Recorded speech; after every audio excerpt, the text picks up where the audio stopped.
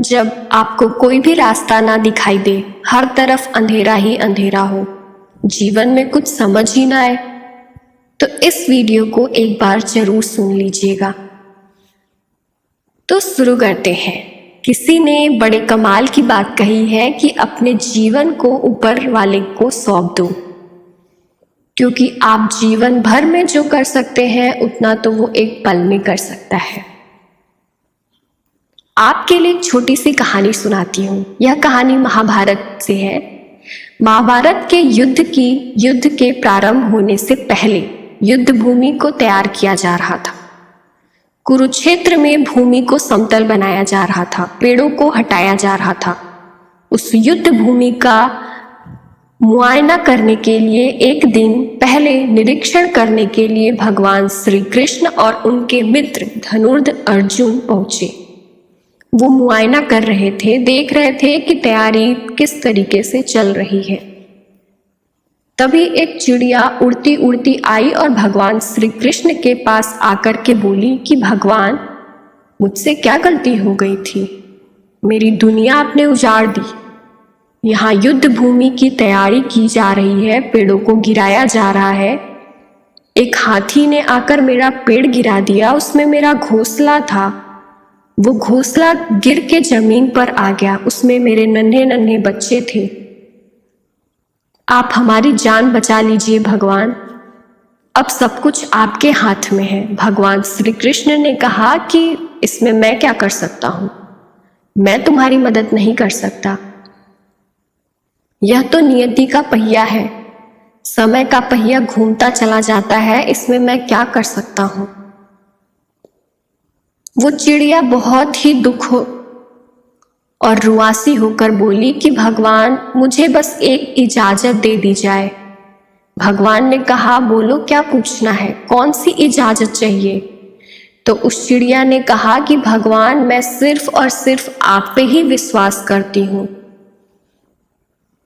अगले दिन युद्ध शुरू हुआ और युद्ध की शुरुआत से पहले भगवान श्री कृष्ण ने अपने दोस्त अर्जुन से कहा, मित्र, मुझे अपना धनुष और एक तीर दे दो, एक बाण दे दो।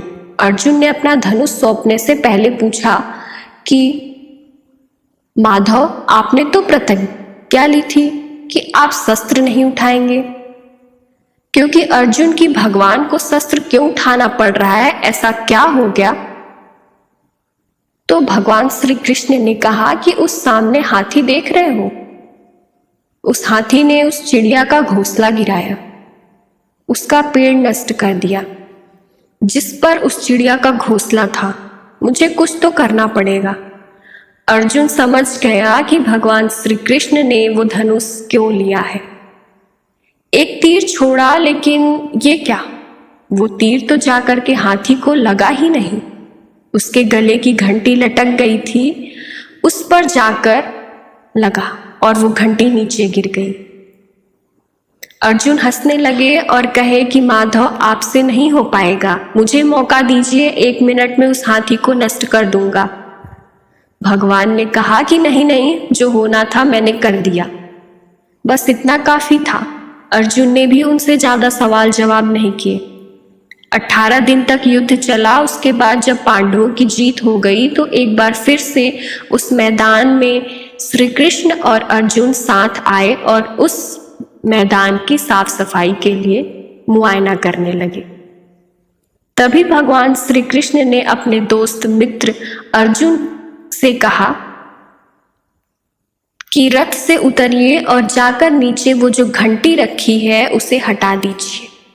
अर्जुन चौंक गए कि हमने तो युद्ध जीता है, हम इतने महान हैं, यह मुझे एक घंटी उठाने के लिए, युद्ध भूमि की सफाई करने के लिए कह रहे।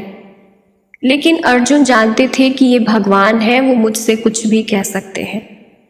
वे रथ से नीचे उतरे और घंटी को उठाया और साइड में किया, और तभी उन्होंने देखा कि नन्हे नन्हे चिड़िया के बच्चे फड़फड़ाते हुए उड़ान भर रहे हैं और उड़ गए। अर्जुन की आंखें नम हो गई। उस घंटी के नीचे था वो घोंसला, उस चिड़िया का जो मदद मांगने आई थी। 18 दिन के युद्ध में वो चिड़िया और उसके बच्चे सुरक्षित रहे।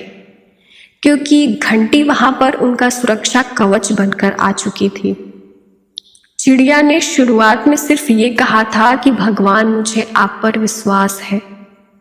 तो इसी तरह अगर आपके भी जीवन में बहुत कठिनाई चल रही है, बहुत प्रॉब्लम्स हैं, तो कुछ चीज़ें भगवान पे भी छोड़ देनी चाहिए। हर चीज़ हमारे हाथ में नहीं होती है।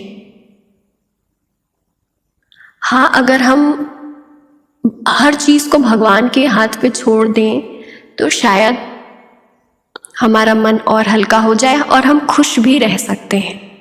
तो इस कहानी से आपको यही सीख मिलती है कि कुछ चीज़ें जो हमारे हाथ में नहीं है उसे हमें भगवान पे छोड़ देना चाहिए।